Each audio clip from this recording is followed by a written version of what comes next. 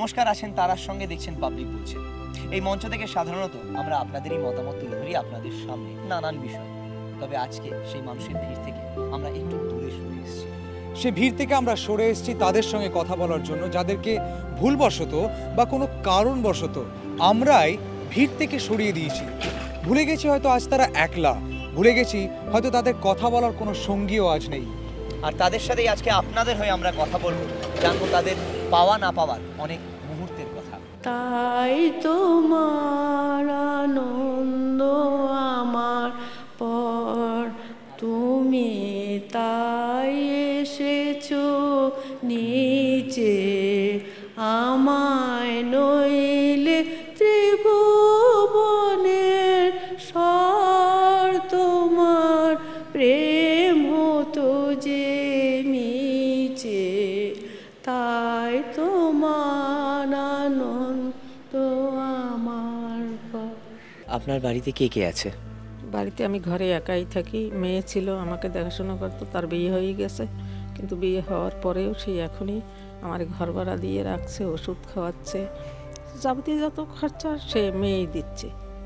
আর ছেলে আছে, সে আমি এই বিধবা হয়েছি 19 বছর, সেই 19 বছর সে বাড়ি থেকে আমাকে তাড়াই দিয়েছে। তখন মেয়ের বয়স 17 বছর। সেই মেয়েকে নিয়ে এখানে মেয়েকে কাজে ঢুকিয়ে দিয়ে আমি সেই থেকে অসুস্থ, আমি কিছু করতে পারি না। মেয়ে যে কয় টাকা মাইনে পাইতো সেই দিয়ে আমার সংসার ম্যানেজ করতো, ঘর ভাড়ায় থাকতো। ভাবছি মেয়ের বিয়ে হয়ে গেলে ছেলে দেখবে, ছেলে 3 কাঠা জমি কিনে বাপের সম্পত্তি যা কিছু ছিল সব নিয়ে সে বউ ছেলে মেয়ে নিয়ে, তার ইনকাম আছে 25,000 টাকা, কমসে কম 25,000 টাকা। সে আমাকে কোনোদিন চোখের দেখা দেখতে আসে না, কখনো ডাকলেও আসে না। তারপরেও তার কাছে গিয়ে আমি অনুরোধ করছি যে একটু থাকার জায়গা দে। সব থেকে বেশি কষ্ট এখন আমি অসুস্থ, মেয়ের টাকায় খাই, কিন্তু আমার যদি একটু থাকার জায়গা দিতে তাহলে আমার মনটা একটু ভীষণ শান্তি পেতাম। মানে যে অসুস্থতা তার থেকে আমি শান্তিটা বেশি পেতাম, কিন্তু সে কখনো দেখা করতে আসে না। মানে ইভ্যালুয়েশনের পদবে যে সমস্তগুলো সমাজ জীবনের পরিবর্তনের সাথে সাথে যে মানুষ তার বিভিন্ন সময় বিভিন্ন প্রাগৈতিহাসিক সময় থেকে ফেস করেছে, তাকে মুখোমুখি দাঁড়াতে হয়েছে জীবনযুদ্ধে। প্রাকৃতিক বিপর্যয়, শারীরিক বিপর্যয়, সামাজিক বিপর্যয় সবই মানুষ ফেস করেছে এবং সে তার সমস্যার সমাধানের রাস্তা খুঁজে বেরিয়েছে। মানুষই করেছে, অন্য কেউ তাকে হেল্প করেনি।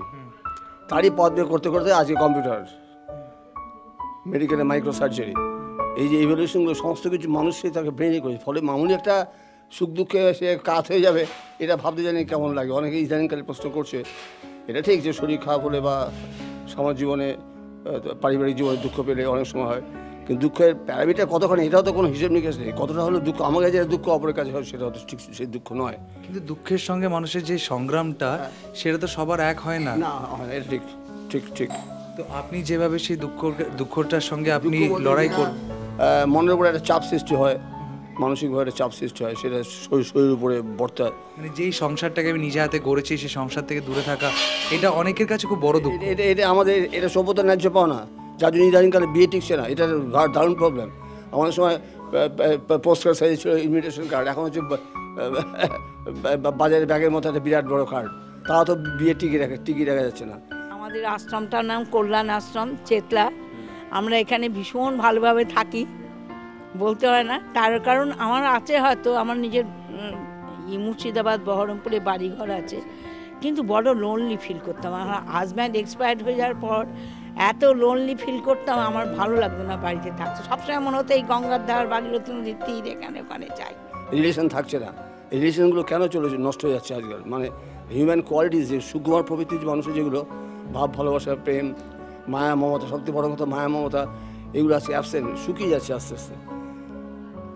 এটা একটা বড় সমস্যা। অবশ্যই এগুলো সামাজিক জীবনে নানান কারণে, আর্থিক চাপে নানান কারণে হচ্ছে, এবং মানুষ তার নিত্য নতুন দিক, জীবনের নিত্য নতুন দিকগুলো খুঁজে পাচ্ছে। কোনো একটা জায়গায় যেন খেয়ে হারিয়ে ফেলছে। কারেক্ট। আপনার পরিবারে কে কে আছে? আমার পরিবারে আমি একটা সিঙ্গল, একদম সিঙ্গল। কত বছর ধরে আছেন আপনি এখানে? এখানে আছি অনেকদিন। ভালো আছেন তো এখানে? হ্যাঁ, ভালো আছি। এই কথাটা আবার অন্যভাবে, ভালো আছি মানে বাড়িতে তো ভালো থাকতে হয়। যে সহায় সে রয়, কারা দিন করেছিল যে সহায় সে রয়, কাদের মাথা দিয়ে এইসব কথাগুলো বেরিয়েছিল তাদেরকে ধন্যবাদ দেওয়া উচিত। যারা বের করেছে এই কথাটা যে টাকায় টাকা নেই, মানি বিগেটস মানি, কোন শয়তানের মাথা দিয়ে এটা বেরিয়েছিল? টাকায় টাকা আনে, তেমনি যে সয় সে হয়। তো এগুলো এসএসপি নানা রকম আছে, এসএসপি হিসাবে গল্পে মরালগুলো রয়েছে, মরালগুলো অকাই হয় না, অতিভাবে তাঁতি নষ্ট, এই যে নানা রকম মরালের ভ্যালুটা থাকবে চিরকাল, আমরা ধরে রাখতে পারছি না। আসলে সবথেকে আমাদের টলারেন্স গেছে কমে, মনে হচ্ছে অন্য জিনিসের টলারেন্স বেড়েছে, হিউম্যান টলারেন্স ছিল বলে মানুষ আজকে সভ্যতার এই স্টেজে এসে দাঁড়িয়েছে। 120 তলা বাড়ি করছে, জেট প্লেন বানিয়েছে, সুপারসোনিকে করেছে, মেডিকেল সায়েন্স উন্নতি করে, সব প্রতিটি ব্রাঞ্চে মাটির নিচে যাচ্ছে, আকাশে যাচ্ছে, কিন্তু তার নিজের টলারেন্সটা গেছে কমে। অদ্ভুত মজা, অদ্ভুত টলারেন্স কমে যাচ্ছে, কারণ সম্পর্ক টিকে দেখা যাচ্ছে না। ছেলে এখানে তখন এখানে ছেলে আমার যাদবপুরে পিএইচডি করতো ফিজিক্স নিয়ে। তো ওর হস্টেলে তো আমার থাকার উপায় নেই। যাই হোক, একবার কালে চক্রে কী করে যে এখানে সে পড়লাম আমি নিজেই ভাবতে পারি না। যাকে এসছি, কিন্তু ঈশ্বর আমাদের মিলিয়ে দিয়েছে খুব ভালো জায়গা, ভালো যায়। গল্প গুজব, আমি একা থাকতে ভালোবাসি না। ছেলের বউ, এখন ছেলের বিয়ে দিয়েছি, বউ হয়েছে, একটা বাসা ভাড়া নিয়ে হচ্ছে। ওরা বলে মা তোমার যদি ইচ্ছা তুমি আমাদের কাছে, কিন্তু আমার সেই এইখানে থেকে আমার নিজের এখানে একই, ধরো আমরা একটা সমবয়সী মতো, তো সবারই একটা বয়স, একটা ভারসাম্য আছে, 60 থেকে 70 বছর বয়স, একটা মনের মিল পাওয়া যায়, একটা কথাবার্তা, একটা ডিসিপ্লিন লাইফ এখানে যেন আমার সবসময় ভালো লাগে এখানটা থাকতে। ছেলের বউদের বাড়ি যাই না যে তা না। মানে এত বছর বলছেন একটা মানে সাংসারিক জীবন কাটানোর পরে এখন আবার সেই একটা স্পিনস্টারের মতো আমরা ডোমেস্টিক লাইফ লিড করেছি, যেটা বলো, মানে আমরা হাউস ওয়াইফ ছিলাম। যদিও আমরা একটু লেখাপড়া জানতো, তখনকার দিনে হয়তো একটা টিচারি পেতাম, কারণ 67-এ গ্র্যাজুয়েশন করেছি আমি। আচ্ছা, পেতাম, কিন্তু আমাদের বাড়িটা একটু ব্যাকডেটেড বাড়ি ছিল, মুর্শিদাবাদ বহরমপুর, তো একটু ব্যাকডেটেড বাড়ি, তা আমাদের সেটা পছন্দ হতো না বাড়ির লোকেদের। যাই হোক, আমার এক ছেলে এক মেয়ে, তাদেরকে আমি মনের মতো করে মানুষ করতে পেরেছি। শিলং থেকেই মানে ভাইরা সব এসে গেছে, সব যে যার চাকরি করতে। একজন ছোটো ভাই ইটানগরে ছোটো ভাই ইটানগরে পোস্টে ছিল, আর তারপরে বড় ভাই শিলং এসেছিল, তা আমিও শিলংই ছিলাম। তারপরে দেখলাম এরা সব আমার ভাইপুরা সব তোমার বেঙ্গালে পড়াশোনা করে সব সেটেলড হচ্ছে এখানে ওখানে, এখন কাজে অটোমেটিক ভাই আর ভাই বউ ওখানে শিলং, আর ওরাও চলে আসবে। তখন বললো দিদি কোথায় থাকবে? আমার মেজুবন বললো দিদিকে বৃদ্ধাশ্রমে দে, তোরা দেখাশুনো করতে পারবে, এক জায়গায় থাকুক, হাঁটায় আসুক, ঘোরাফেরা না করে, এই হলো ব্যাপার। আর আপনার এটা মানতে কোনো অসুবিধা হয়নি? না, তখন আমি বৃদ্ধাশ্রমে আইডিয়া ছিল না, তো শিলংয়ে এইসব নেই, আইডিয়া ছিল না। তা আস্তে আস্তে মেনে নিলাম, ভাইদেরও মত ছিল না, কিন্তু আমি কাছায় থাকবো, ওদের উপরে একটা বার্ডেন হয়ে শেষ বয়সে থাকা যাচ্ছে। আচ্ছা যাই। আপনার পরিবারে কে কে আছে? আছে, ছেলে আছে, বউ আছে, মেয়ের আছে, সবাই আছে। মেয়ের কি বিয়ে হয়ে গেছে? মেয়েদের সবাই বিয়ে হয়ে গেছে, ছেলের বিয়ে হয়ে গেছে, হেয়ার কাটের আবার বাচ্চা গোচ্ছা, হেয়ারও বিয়ে হয়ে গেছে। কজন ছেলে মেয়ে মোটামুটি আপনার? আমার ছেলে মেয়ে 5 জন। তো আপনি এখন কার সাথে আছেন? কের সাথে নাই, একা থাকেন? কেউ আসে না দেখা করতে? না, আছি বাড়িতেই আছি, ওই ঘর দুয়ার, হ্যাঁ ওই দরজা দাঁড়িয়ে দিয়ে হটাইয়ে বাড়িয়ে আমার ঘরটা বাড়ি তৈরি গেছে, তো এর মধ্যে আছি।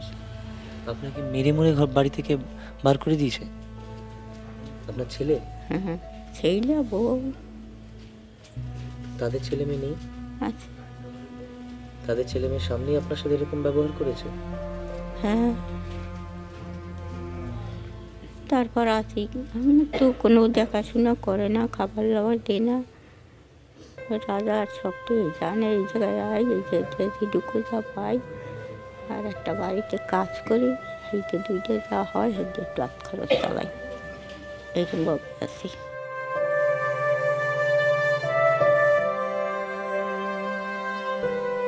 বয়স হয়ে গেলে সবসময় কাজ করতে পারি না, কিন্তু দেখতে পাচ্ছি একজন লোক অনেকক্ষণ খাটছে, অনেক ইয়ে করছে, আমার একটু বিরক্ত হচ্ছে। তখন আমরা বলি এটা আমরা বোধহয় আমরা বোঝা হয়ে গেছি এটা, কারণ আমরা তো করতে পারছি না সব জিনিসটা, সেই জন্য আমাদের মনের ভিতরে তখন আসে সেই জিনিসটা। শুনছিলাম আপনার গায়ে হাত তুলতে গেছিল আপনার ছেলে, না?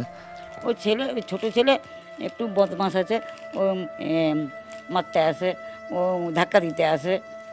ধাক্কা দিয়ে বার করে দেওয়ার জন্য? না, ওই বৌমার সঙ্গে যদি ঝামেলা হয় ওই জন্য বউকে কিছু বলেনি, আমার সঙ্গে ওরকম করতে আসে, ধাক্কা মারতে আসে ওই ছোটো ছেলেটা। আর বড়ো ছেলে যে দুটা বাপের ছেলের বাবা হয়েছে, ও কোনোদিন গায়ে হাত দেয়নি। কিন্তু বাড়িতে থাকতে দিতে চাইছে না? না, ওই তার ছেলে মেয়ে পড়াশোনা করবে, ঘর ছেড়ে দিতে বলে। পরিবারে কে কে আসে? আমার স্ত্রী, ছেলে। হট করে পরিবার থেকে দূরে থাকার এরকম সিদ্ধান্ত কেন নিলে? এটা টেকনিক্যাল ব্যাপার। খুব একটা যদি ব্যক্তিগত ব্যাপার না হয় তাহলে একটু জানালে, কারণ দেখুন আপনাদের এই দুঃখটাকে কাটাছেড়া করে আপনাদেরকে আরও দুঃখ দেওয়া আমাদের ইন্টেনশন নয়, কিন্তু মানুষকে বোঝানোটা খুব দরকার যে শিশুরা যদি সুন্দর হয় মাতৃ করলে, তাহলে পিতৃরাও সুন্দর ছেলে মেয়েদের সঙ্গে তাদের বয়সকালে, তাদের বৃদ্ধ বয়সকালে। তো হয়তো আমাদের এই ফাস্ট লাইফস্টাইলে আমরা এটা বোঝবার সময়টা পাই না, কিন্তু অনেকে আছে যারা বুঝতে চায়, সময়টা এখনও দেরি হয়নি। তাই আপনাদের থেকে জানতে চাই যে কি হয়েছিল এবং আপনার মনে হয় কি ভুল হয়ে গেছে, সে ভুলটা দুপক্ষ থেকে হয়তো শুধরানো যেত। এখন আমার স্ত্রী, ছেলে তারা যদি রিপেন্ট করে কিংবা তারাও যদি ব্যাপারটাকে ঠিক এইভাবে ভাবে, তারা আলাদা ব্যাপার। আপনার কি ধারণা তারা ভাবে না? আমার তো মনে হয় ভাবে না। আসে না কেউ দেখা করতে? আসে, আমার স্ত্রী, ছেলে আসে না। কে আসে? তার ভাই আসে, বোন আসে। আপনার মনে পড়ে না তাদের কথা? ভীষণ মনে পড়ে, কিন্তু কি করবো। বাড়িতে ভালো লাগে না, কারণ বাচ্চাগুলো স্কুলে যায়, সেই জন্যই এখানে আসি, 5 দিনের মধ্যে থাকি। সবাই তো তখন বুঝতে চায় না, তুমি এখন বুঝতে পারছো না, তুমি এখন বুঝতে চাইছো না, আর কি বুঝতে পারছো না যে তুমি তোমার ক্লান্তিটা তুমি বুঝতে চাইছো, তুমি মানে সে পারছে না এই জিনিসটা, তুমি সেটা বুঝতে চাও।